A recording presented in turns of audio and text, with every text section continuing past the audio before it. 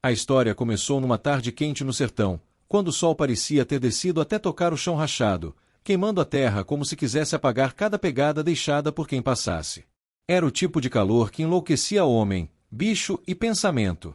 E foi justamente nesse ambiente de secura e loucura que dois jovens, primos de Virgulino Ferreira, o futuro Lampião, tiveram o destino selado de maneira tão cruel que até hoje, quando se fala nisso, gente fecha os olhos para não sentir de novo aquele arrepio que sobe pela espinha. Os primos, Zé Taveira e João Pequeno, eram rapazes franzinos, mas valentes. Cresceram lado a lado com Virgulino, trabalhando em roçado, cuidando de gado e aprendendo desde cedo que o sertão não perdoa descuido. Eram praticamente irmãos do futuro cangaceiro, unidos por laços que iam além do sangue. Só que o sertão também une pelas dores, e essa dor ainda ecoa até hoje como um grito enterrado na areia. Os dois rapazes tinham sido acusados de roubar cabras de um coronel, um homem conhecido pela crueldade, pelo vício de mandar e pelo prazer do sofrimento alheio. Mas a verdade ninguém quis ouvir. Os primos tinham sido vistos apenas caminhando perto do curral, e isso bastou para despertar a fúria do coronel Anselmo Matos, um daqueles homens que achava que qualquer pobre respirando perto de sua terra já era ameaça. E quando ele decidia que alguém era culpado, não importava prova, palavra ou testemunha, importava apenas o que a boca dele decretava. A notícia correu rápido pelo povoado. O coronel tinha mandado pegar os primos. Não para conversar, não para investigar, não para julgar, para punir.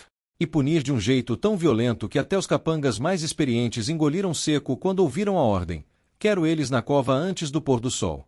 Mas vivos. Quero eles berrando quando a terra bater no rosto. Os capangas não discutiram. No sertão, discutir ordem de coronel era carregar sentença na testa. Eles foram atrás dos dois jovens, que estavam voltando do riacho, onde tinham ido buscar água. Nem sabiam que tinham sido acusados. Nem imaginavam que o mundo estava prestes a virar um inferno. Foram pegos como bichos. Amarrados com cordas ásperas que cortavam a pele. Arrastados pela terra seca, levantando poeira que entrava no olho, na boca e na alma. E ninguém, absolutamente ninguém no povoado, teve coragem de intervir. Todos sabiam que o coronel Anselmo era homem de cobra, não matava só o acusado, matava também quem ousasse perguntar por quê. A cova já estava aberta quando os dois primos chegaram. 2 buracos fundos, redondos, cavados no calor do meio-dia, onde a terra ainda fumegava. Quando João Pequeno viu aquilo, sentiu o corpo inteiro tremer. Ele sabia. Zé Taveira também. E a primeira lágrima caiu antes mesmo do primeiro golpe. Foram jogados dentro das covas como se fossem sacos de batata. E ali, olhando para cima, viram o céu mais azul que já tinham visto, como se Deus tivesse feito aquele dia bonito só para testemunhar o horror. Os capangas começaram a jogar a terra. Primeiro devagar, como quem testa a própria coragem. Depois mais rápido. Até que os gritos começaram. Os primos berraram por minutos que pareceram horas. A terra batia no rosto, entrava na boca, pesava no peito. O desespero deles era tanto que um dos capangas virou o rosto para não ver. Outro precisou segurar a pá com as 2 mãos porque tremia. Mas continuaram. A ordem tinha sido clara. E no sertão, ordem de coronel era lei maldita. Aos poucos, os gritos foram ficando abafados. Depois fracos. Depois quase inexistentes. E então, silêncio. Um silêncio tão forte que parecia doer. Os capangas ficaram olhando para os montes de terra, onde ainda subiam bolhas pequenas, como se o chão respirasse. Até que isso também parou. O coronel Anselmo apareceu só no final. Observou os montes de terra com satisfação. Cuspiu no chão. Disse apenas: assim aprende. Mas ninguém ali esqueceu o que viu. Nem o vento. E quem viu, também sabia que aquilo não ia ficar assim. Sabiam que existia alguém no sertão que não deixava a injustiça passar ilesa. E que esse alguém tinha laços de sangue com os 2 rapazes. Só que o coronel achou que estava por cima. Achou que Lampião era apenas um boato, uma sombra distante. Achou que homem nenhum teria coragem de enfrentá-lo em sua própria terra. Ele achou errado. Porque 3 dias depois, o sertão tremeu.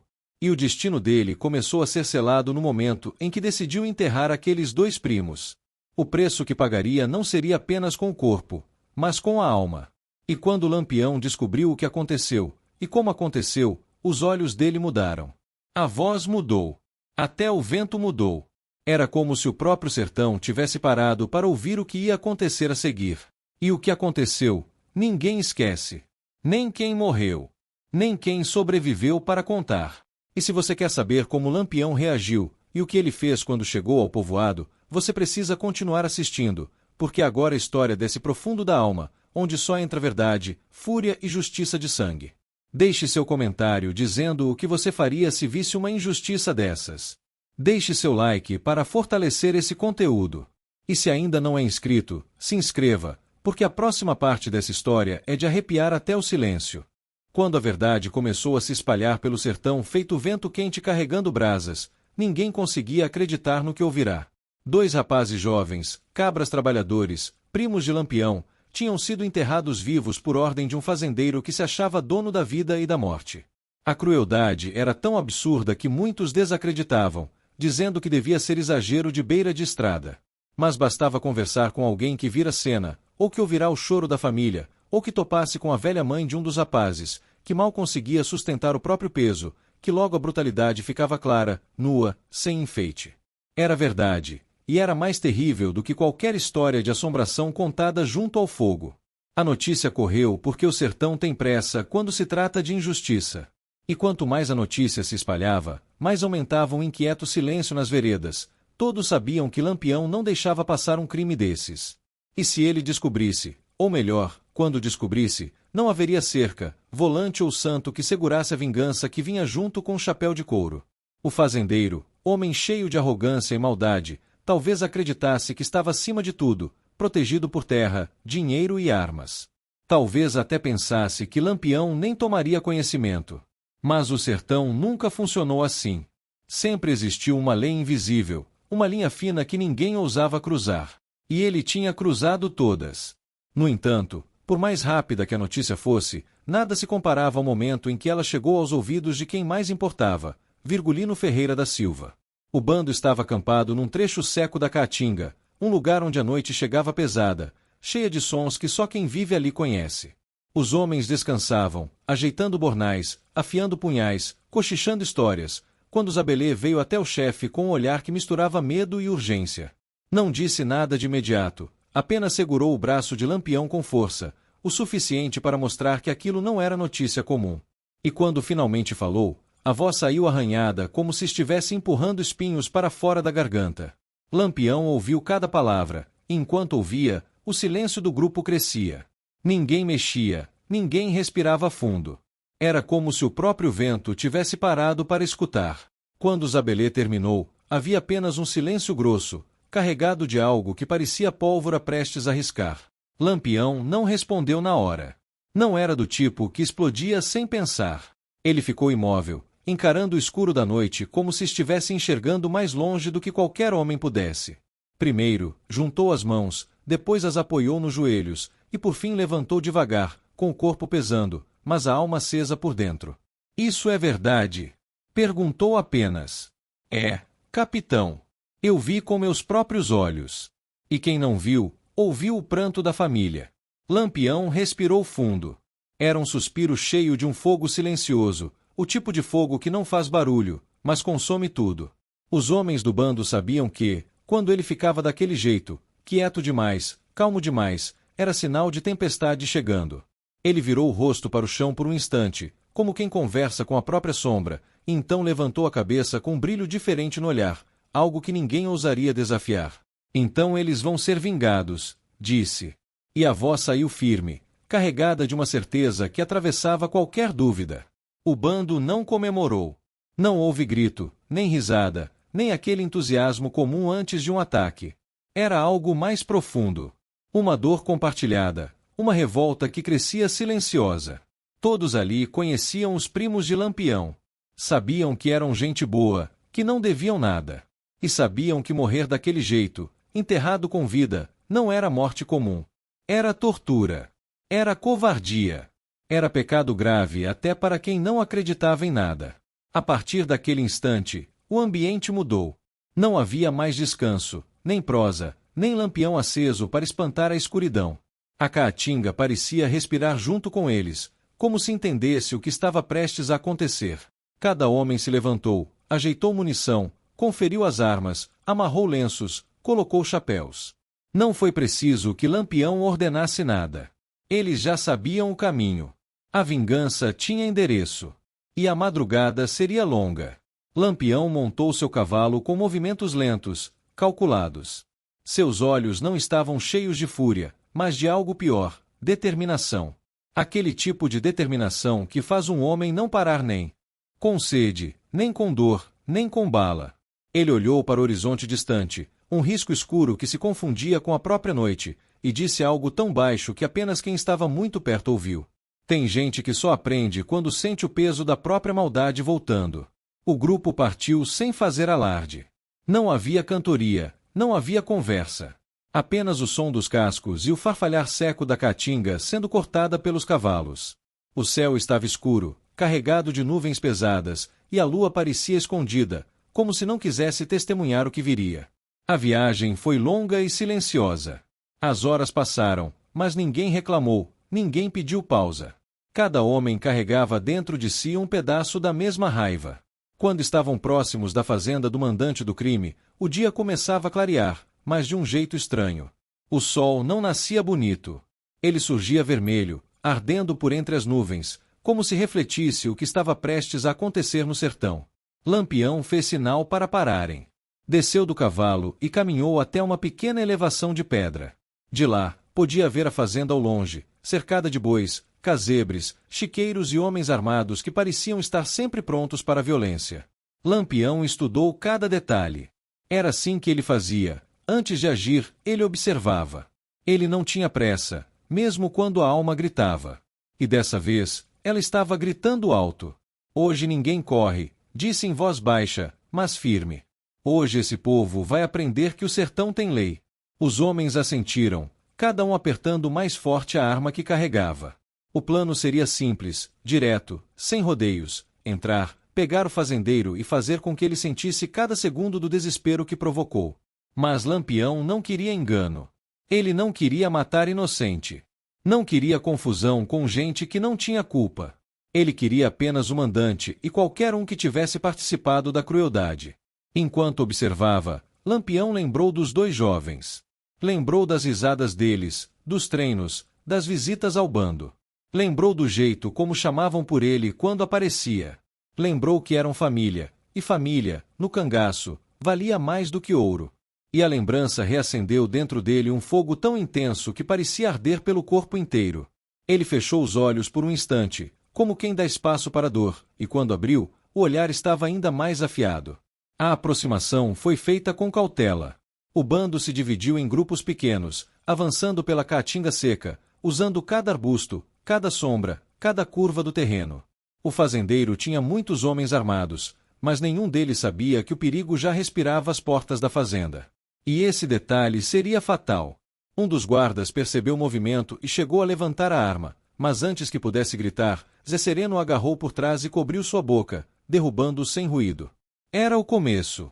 A partir dali, a fazenda começou a ser engolida por um cerco silencioso, implacável, preciso. Lampião avançou no centro, guiando a operação com gestos rápidos. Os guardas foram sendo abatidos um a um, não por crueldade, mas por necessidade. Eles eram os primeiros obstáculos no caminho até o homem que ele procurava. E nada, absolutamente nada, o impediria de chegar até ele. Quando finalmente atravessaram a parte externa da fazenda, a tensão atingiu seu auge. O sol agora batia forte, deixando tudo mais quente, mais sufocante, mais pesado. O ar parecia vibrar com a violência que estava prestes a explodir. E então veio o momento. Lampião caminhou até a porta principal da casa grande, empurrou-a com força, fazendo um estrondo que ecoou por toda a propriedade. O fazendeiro, assustado, apareceu na sala com uma espingarda nas mãos, os olhos arregalados e o medo estampado no rosto pela primeira vez em muito tempo. "O que vocês querem aqui?" gritou ele, a voz trêmula. Lampião deu 2 passos à frente. Seus olhos estavam fixos, duros, como pedra quente no sol. "Vim cobrar o que você fez", disse. "E hoje você paga." O fazendeiro tentou reagir, tentou apontar a arma, mas antes que pudesse apertar o gatilho, Lampião o desarmou com um golpe rápido. A espingarda caiu no chão, fazendo um som seco que ecoou na sala. O silêncio que veio em seguida era tão pesado que parecia envergar as paredes. Você enterrou 2 rapazes vivos, disse Lampião, aproximando-se. 2 meninos que nunca lhe fizeram mal. Por quê? O fazendeiro abriu a boca, mas a voz não veio. Estava apavorado. E era tarde demais para qualquer desculpa. A partir dali, a justiça do sertão iria acontecer, e ninguém sairia daquele dia sem lembrar do preço da crueldade. A noite caiu sobre a fazenda como um manto pesado, abafando até o som dos insetos. O silêncio parecia respeitar o que estava prestes a acontecer. Dentro da casa grande, o fazendeiro que mandara enterrar vivos os 2 primos de Lampião ainda não sabia que o destino já cavalgava até ele, e vinha armado até os dentes. Do lado de fora, espalhados como sombras vivas, os cangaceiros cercavam cada canto da propriedade, silenciosos, atentos, respirando apenas o ar seco do sertão e a certeza de que aquela noite ficaria marcada na história. Lampião, montado no meio do terreiro, ainda com o rosto sujo de poeira e lágrimas secas pela dor da descoberta, observava cada janela acesa. Ele não tremia, não hesitava. O ódio, quando chega no coração de um homem que já viu demais, não grita, ele fala baixo, firme, decidido. E Lampião estava exatamente assim, mais silencioso do que nunca, o que para seus homens significava o momento mais perigoso. Capitão, cochichou Zabelê, se aproximando com cuidado. A gente já cercou o terreiro. É só dizer. Lampião levantou o rosto devagar, como se medisse o peso de cada segundo. Seus olhos queimavam. E, no entanto, quando respondeu, sua voz saiu fria como pedra de cacimba. Hoje, ninguém dorme aqui. O bando inteiro entendeu. Não era só vingança. Era sentença. Lampião desmontou do cavalo, caminhando com passos firmes até o alpendre. Cada esporada ecoava como um aviso. Os cangaceiros iam atrás, abrindo espaço, apontando armas. O vento balançava as lamparinas presas nas tesouras da casa, criando sombras distorcidas nas paredes de barro batido. Quando o capitão subiu o último degrau do alpendre, parou diante da porta de madeira maciça.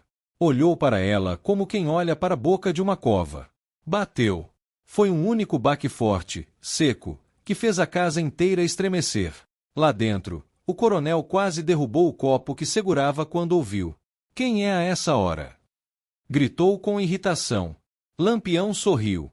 O sorriso de um homem que não tem mais nada a perder. É o destino, coroné. Abre a porta. A voz atravessou as frestas da madeira como uma rajada de vento frio. O coronel empalideceu, reconhecendo na hora. Mas ainda tentou se recompor. Limpou o suor da testa, ajeitou o cinturão e se aproximou com passos vacilantes. Quando abriu a porta, encontrou o que mais temia. Lampião, em pé, fuzil na mão, chapéu rendado reluzindo na brasa das lamparinas, o olhar mais afiado que qualquer lâmina. Capitão, gaguejou o coronel. Isso é um mal-entendido. Lampião deu um passo para frente. O coronel recuou. O cangaceiro entrou, ocupando a sala como um trovão ocupa o céu. Mal-entendido é quando 2 se enganam. Aqui, só teve um que errou. E 2 que morreram por causa do seu erro. O coronel tentou falar, mas Lampião não deixou. Foi para cima dele com um tapa tão forte que o homem caiu sobre uma cadeira, quase derrubando a mesa. Na mesma hora, os cangaceiros invadiram a casa, espalhando-se pelos cômodos. Procurem tudo! Gritou Lampião. Quero que ele veja o que é viver o medo que fez meus primos viver. O coronel tentou se levantar, mas Lampião pisou em seu ombro, prendendo-o no chão. A voz dele saiu tão baixa que parecia o próprio sertão falando. Onde foi que enterrou eles? O coronel respirava rápido demais, parecia engasgar com o próprio ar. Eu não enterrei. Foram os jagunços. Não fui eu que. O senhor mandou, cortou Lampião. No meu sertão, mandar é pior do que fazer. Lampião fez um sinal, e 2 cabras puxaram o coronel para fora da casa. O homem se debatia, gritava, tentava se agarrar aos móveis, mas era inútil. Quando chegaram ao terreiro, Lampião apontou com o queixo para uma área mais afastada, onde a terra ainda estava solta, remexida. Ali foi que cavaram. O coronel começou a chorar. Não por arrependimento, mas por medo. Capitão, Pelo amor de Deus, eu tenho família. E meus primos tinham o quê? Gritou Lampião, empurrando o coronel no chão. Alguns cangaceiros já haviam começado a cavar com as mãos, revirando a terra. Lampião observava cada movimento, o coração duro, mas queimando por dentro como brasa dentro de um buraco de fogo. Quando a primeira parte de uma roupa suja apareceu entre os torrões, Lampião fechou os olhos, respirando fundo. Quando abriram, estavam ainda mais perigosos. O coronel gritou quando viu. Pelo amor de Deus, capitão! Eu não sabia que iam até o fim. Eles é que exageraram. Eu só mandei dar um susto. Lampião puxou o coronel pelo colarinho. Sustos não enterram ninguém vivo. O bando recuou quando Lampião puxou o punhal. Não precisava falar nada. Todo mundo sabia que a justiça do capitão, quando vinha com punhal, vinha completa. O coronel implorava, chorava, prometia tudo que um homem desesperado é capaz de prometer. Mas Lampião não ouvia mais. A única coisa que ele enxergava era o rosto de seus primos, o medo deles, a dor deles, o grito abafado por terra. E quando o punhal desceu, foi rápido, preciso, frio. Os cangaceiros ficaram em silêncio absoluto. O sertão também. Lampião ficou parado por um tempo, respirando pesado, olhando o corpo do coronel no chão. Não sentia alívio, nem orgulho. Sentia apenas o peso de mais uma vida arrancada pela violência de um homem que mandava demais e pensava de menos. Era justiça, mas justiça nunca vinha sem preço. Enterrem ele, ordenou Lampião, limpando o punhal na roupa do próprio coronel. Do jeito que ele fez com meus primos. Mas, sem sofrimento. Homem morto não sente nada. Os cangaceiros obedeceram. Lampião se afastou um pouco, olhando o horizonte escuro. O vento soprava, levantando poeira e carregando o cheiro da terra molhada de suor e sangue. Ele pensou nos primos, na vida que tinham, no sertão duro que arrancava crianças do colo das mães e transformava homens bons em vingadores. O bando se aproximou devagar. Capitão, e agora? Perguntou Zabelê. Lampião colocou o chapéu, firme. Agora, a gente segue. Porque no sertão, sempre tem outro pedindo justiça. Montou no cavalo. O bando montou também. A noite engoliu todos eles enquanto partiam, silenciosos, rápidos, como se fossem parte da escuridão. Atrás ficou apenas a fazenda e a marca da noite em que a justiça chegou montada num cavalo, com um fuzil numa mão e o passado na outra. Enquanto cavalgavam, Lampião disse, quase num sussurro: quando o sertão clama, é meu dever ouvir.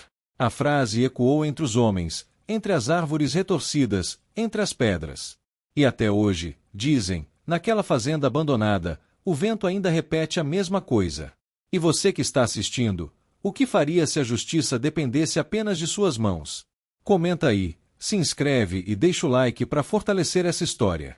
Aqui a gente conta o que o sertão viveu, e o que muitos fingem que nunca aconteceu.